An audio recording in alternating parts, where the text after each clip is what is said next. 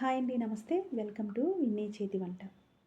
ఈరోజు వీడియోలో చికెన్ గోంగూరని ఏ విధంగా తయారు చేసుకోవచ్చో చూపిస్తాను. దీని టేస్ట్ అయితే చాలా బాగుంటుందండి. ఈ గోంగూర కాంబినేషన్తో నాన్ వెజ్ కూర ఏదైనా చాలా అంటే చాలా బాగుంటుంది. ఒకసారి తప్పకుండా ట్రై చేయండి. మరి ఎలా తయారు చేసుకోవాలో చూపిస్తాను రండి. ముందుగా ఒక అర కేజీ చికెన్ని తీసుకుని ఇలా ముక్కలుగా కట్ చేసుకుని ఒక 2-3 సార్లు శుభ్రంగా కడిగి పక్కన పెట్టుకోవాలి. తర్వాత దీనికోసం ఒక 2 గుప్పిళ్ళ వరకు గోంగూరని తీసుకున్నాను. నాకు ఇక్కడ చిన్న ఆకులతో దొరికిందండి. నాకు ఇలాంటి గోంగూర అంటే చాలా ఇష్టం. అందుకని ఒక 4 గోంగూర కట్టలను తీసుకుని ఈ విధంగా ఒలిచి శుభ్రంగా కడిగేసుకుని ఈ విధంగా ప్లేట్లోకి తీసుకోవాలి. తర్వాత ఒక ప్యాన్ని తీసుకుని ఆ కడిగిన గోంగూరని దానిలో వేసుకొని దీనిలో 7-8 పచ్చిమిరపకాయలని అలాగే ఒక టమాటాని వేసుకోవాలి. ఇలా గోంగూరలో టమాటా వేయటం అంటే గోంగూర పులుపు వేరండి, టమాటా పులుపు వేరు. కానీ 2 కాంబినేషన్ బాగుంటుంది. వేసి చూడండి వేయని వాళ్ళు. తర్వాత ఒక గుప్పెడు కొత్తిమీరను కూడా వేసేసుకోవాలి. తర్వాత 2 స్పూన్ల వరకు నూనెని వేసుకుని ఈ విధంగా స్టవ్ మీద పెట్టుకుని మీడియం ఫ్లేమ్లో మూత పెట్టుకుని ఉడికించుకోవాలి. ఇలా మధ్య మధ్యలో కలుపుకుంటూ చూసుకోవాలండి.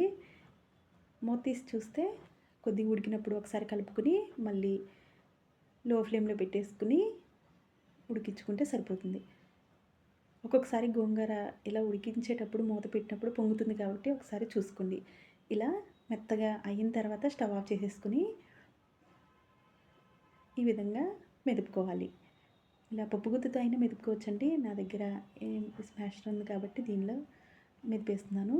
ఈ విధంగా మెత్తగా అయిన తర్వాత చూసారు కదా, ఇంత మెత్తగా అయితే సరిపోతుంది. ఇది పక్కన పెట్టుకుని స్టవ్ మీద ప్యాన్ పెట్టుకుని ఒక 2-3 స్పూన్ల వరకు ఆయిల్ వేసుకోవాలి. తర్వాత దీనిలో ఒక పెద్ద ఉల్లిపాయని ఈ విధంగా సన్నగా తరిగి పెట్టుకుని ఆయిల్ వేడైన తర్వాత వేసేసుకోవాలి. తర్వాత ఉల్లిపాయలు త్వరగా మగ్గాలి అంటే కొద్దిగా పసుపు వేసుకుని ఒకసారి ఈ విధంగా కలిపేసుకుని మూత పెట్టుకుని ఒక 10 నిమిషాల పాటు మగ్గించుకోవాలి లో ఫ్లేమ్లో. ఉల్లిపాయలు అనేవి లో ఫ్లేమ్లో పెడితేనే మగ్గుతాయండి మూత పెట్టుకుంటే. తర్వాత ఉల్లిపాయలు కొద్దిగా మగ్గిన తర్వాత ఒక టేబుల్ స్పూన్ అల్లం వెల్లుల్లి పేస్ట్ని వేసుకోవాలి. ఈ అల్లం వెల్లుల్లి పేస్ట్ అప్పటికప్పుడు నూరింది అయితే బాగుంటుందండి. అలాగే ఇది పచ్చివాసన పోవాలి అంటే ఒక 3 నిమిషాల పాటు అయినా దీన్ని వేయించుకోవాలి. ఇలా కలుపుకుంటూ ఈ అల్లం వెల్లుల్లి పేస్ట్ వేగిన తర్వాత దీనిలో మనం కడిగి పెట్టుకున్న చికెన్ని కూడా దీనిలో వేసేసుకోవాలి. చికెన్ వేసుకుని ఒకసారి మొత్తం అంతా కలిసిన తర్వాత దీనిలో కొద్దిగా ఉప్పు వేసుకుని మూత పెట్టుకోవాలి. ఆ ఉప్పు వేసే క్లిప్పింగ్ అయితే మిస్ అయిందండి. ఉప్పు వేసుకున్న తర్వాత ఫ్లేమ్ని హైలో పెట్టుకుని మూత పెట్టుకోవాలి. అప్పుడు చికెన్లో ఉన్న వాటర్ అంతా బయటకు వచ్చేస్తుంది.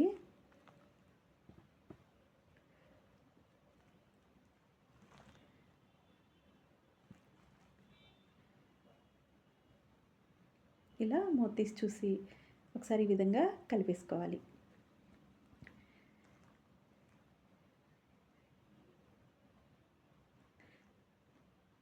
తర్వాత దీనిలో కొద్దిగా కారాన్ని అలాగే అర టేబుల్ స్పూన్ ధనియాల పొడిని, కొద్దిగా జీలకర్ర పొడిని అలాగే కొద్దిగా గరం మసాలాని కూడా వేసుకుని ఈ విధంగా కలుపుకోవాలి.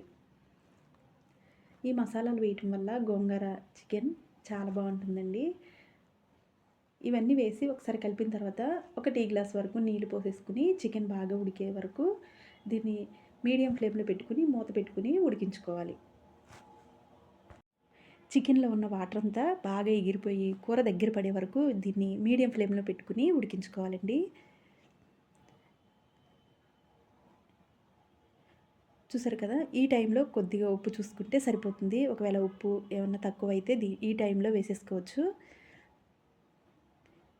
ఒకసారి ఫ్లేమ్ని ఒకసారి హైలో పెట్టేసుకుని మరి కొద్దిసేపు ఉడికించుకుంటే కూర దగ్గర పడుతుంది.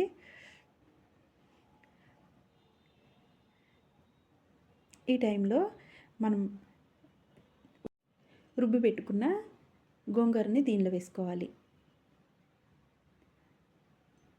ఇలా వేసేసుకుని చికెన్లో ఇలా మొత్తం అంతా కలిసేలాగా కలుపుకుని ఒక్కసారి లో ఫ్లేమ్లో పెట్టేసుకుని ఒక్క 2 నిమిషాల పాటు ఉడికించుకుని స్టవ్ ఆఫ్ చేసుకోవాలి. అంతేనండి, చికెన్ గోంగూర అయితే రెడీ అయిపోయింది. వేడి వేడి అన్నంలో కానీ భలే తింటే భలే ఉంటుంది. ఒకసారి మీరు అందరూ తప్పకుండా ట్రై చేసి మీకు ఎలా వచ్చిందో కింద కమెంట్ సెక్షన్‌లో కమెంట్ చేయండి. వీడియో నచ్చితే లైక్ చేసి మీ ఫ్రెండ్స్‌కి, రిలేటివ్స్‌కి షేర్ చేయండి. ఇలాంటి మరిన్ని వీడియోస్ కోసం మా విన్నీ చేతి వంట ఛానల్‌ని సబ్స్క్రైబ్ చేసుకోండి. Thank you for watching.